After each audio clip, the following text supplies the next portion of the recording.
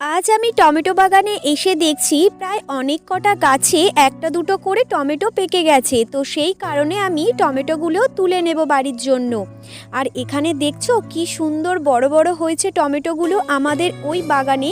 ওখানে ছোট ছোট টমেটো হয়ে রয়েছে। আর আমাদের এই ঝিলের পাড়ের টমেটো গাছগুলো যেহেতু একটু আগেই বসানো, সেই কারণে এইখানে টমেটোগুলো আগে ধরেছে আর অনেকটা বড় বড়ও হয়ে গেছে। আর এখন আমি যেগুলো একটু লাল লাল হয়ে গেছে সেই টমেটোগুলো একে একে তুলে নেব। আর অনেক টমেটো দেখছিলাম পাখি খেয়েও নিয়েছে, সেগুলো আমি এখন পুকুরে ফেলে দেব।